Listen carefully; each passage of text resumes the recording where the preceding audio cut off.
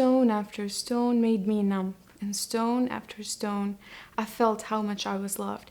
Stone after stone, my skin began talking. This is the cost to love from the other world. Daddy, don't worry. My name, a prayer, will do it all. Stone, I called stone, I don't feel you at all. They showed their love through it all. My knees began to surrender. My heart says, hold on, you don't want to miss this. There's an urge that makes all this tender. Okay, my name is لاڤە Omer DARWESH. I'm coming from the Kurdistan region within Iraq. I live in a beautiful city that's called Sulaimani, that is surrounded by mountains. I write poetry. I'm a poet. I also translate from Kurdish to English and English to Kurdish. I translate prose and poems. The best thing about being a writer in my country is that you are never out of stories. You are always inspired. You have stories to share, and you have things that you want to make an awareness about. The worst part about being a writer in my country is the instability that we have, the war that is going on. There's always something new that is happening. There's always a disaster. Once you're covered from something, there will be something else that you have to worry about, which makes an unstable environment for you as a writer. The best part of my city is that the streets are named after poets. So you go to different streets and they are named after poets. My city, Sulaimani, it's called the Cities of Culture, which is you have different people. You have literate people, you have politicians, and you have different mixture of people. And the best part of my country overall, not just Kurdistan, is that we have different religions, different ethnicities, and people coming from different backgrounds, and we kind of all live together. And we always have things that we share in common and things that we don't, but eventually, the bigger picture, we're living in the same country. The most pleasurable aspect about my writings is that the first moment when I have the idea or the line or the thought that I want to write a story about, so I kind of go through circles and walk throughout the room and try to collect all the pieces in my mind before I write it. The challenge would be that I usually write like very long poems, 3 to 4 pages. Then I have to go through the poem over and over and over again. The revising process to an extent would be a challenge for me because you have to cut parts that you thought it would be very special to your poem. You have to cut parts because it takes the story to another level. Another challenge is that I write in English, and English is the 3rd or the 4th language in my country. So my native language or my mother tongue is Kurdish, then Arabic, then you have Turkmenistan, you have different languages within Iraq, but then English is the 3rd or the 4th language. So this is a challenge for me, especially I am mostly writing in English. And it's hard for you to have the audience from your own country if they are not speaking the same language. But just to follow through, why did you choose? What is the relationship between your Kurdish voice, your Arabic voice, and your English voice?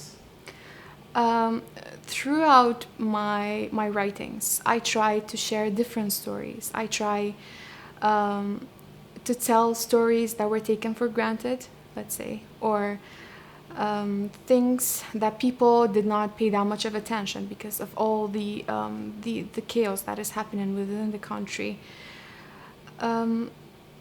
I write in Kurdish, I write in Arabic, and I write in English. I have different voices within each of them. I try to share different stories throughout each of them.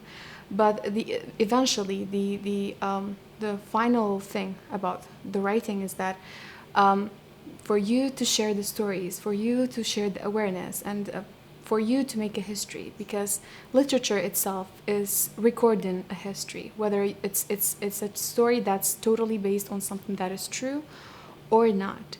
So it's about you sharing a story, whether it could be in any different language, but it's about you sharing the story.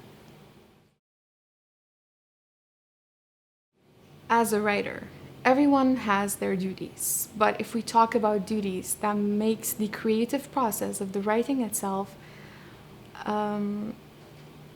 challenging. It would put strings on you, because you have to consider things that makes you stop in a place that you don't want to surpass. But for you as a writer, you have a duty. The duty is that for you to speak for the people that cannot speak. For you that you have a voice, and you should not let your voice to be tamed. You should speak out the truth. You should share the awareness. And that makes it a duty for us as writers to tell the stories that is surrounding us, to tell the things that people cannot share because they don't have a voice. But for us as writers, we have that opportunity, and we should take advantage of that. The state should support the arts, because the arts it's showing the other side of the aspect, the beautiful side of it or the ugly side of it. But the state should definitely encourage writers, encourage people who want to share the stories, whether it's writing or different forms of art.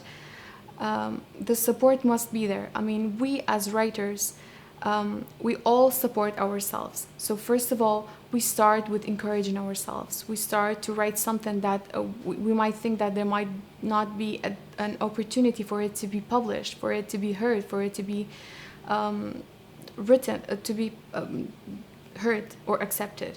But we kind of do take the risk and support ourselves. But the different stage would be the state that would be encouraging the arts, because literature and art cannot survive on its own. It needs another power for it to be sustained. For me, because I read in 3 different languages and write in 3 different languages, it's hard for me to follow up on all the special writers or the works that has been known for decades. I have favorite piece of writing, and favorite writers, it's hard to decide for you if you have a favorite writer and author. But in Kurdish, I admire the works of poets such as Sherko Bekes, Kajal Ahmed. Some of their works were translated, and for novels, I usually read novels by Bakhtiar Ali. I think his works are about to be translated, but it's in the process yet. For Arabic, I admire the writer that's called Ahlam Mustaghanimi. She writes poetry and she writes novels. I like her way of writing, and I love the way she tells stories, whether it's poetry or novels. And for English, I admire Sylvia Plath, Elizabeth Bishop, William Wordsworth, different writers that I've been dealing with for almost 10 years now. I've been reading their works. I have been doing correspondence on their works. I have favorite works that I cannot, if I continue to mention them, it would take hours. When it comes to fiction rather than poetry, I love George Orwell. I like the way he's trying to share stories, the way he's trying to share awareness throughout his writings. Iowa is a very quiet place, and for me, that I'm coming from Kurdistan or Iraq, it's not that quiet. The place gave me this space to have a room of my own, as Virginia Woolf said once. I've been with my own. I've been thinking on my own. I've been writing stories. I've been writing poems. I have several poems that are still on my mind, but I haven't had the chance to sit down and write it down. So during this residency, I've been trying to work on my first poetry collection. I've been writing poems for a very long time now, but I've never tried to collect all the pieces and find a theme within them and collect all of them so that it can be a final published work. But I've been definitely working on the collection itself. I've been trying to go through older poems and see whether they need a revision. I've been trying to write short stories as well, because I've been writing short stories since I was little, but poetry got most of it again, because poetry is the other side of me that that kind of shows the other side of me. But I definitely was working on poetry and short stories. I am still trying to write a play. It's a bit challenge to me, but I'm trying, and I'm taking the advantage of the playwrights that we have within the residency. I would like to thank the IWP for giving me the space and the time to have such a wonderful experience. Because I'm young, I'm still 24.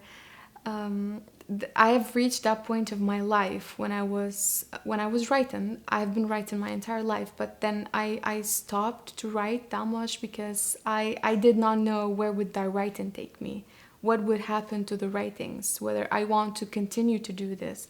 But IWP gave me the hope and gave me the energy and the support that this has been the right thing, that this has been worth it, and this would take me to somewhere in the future.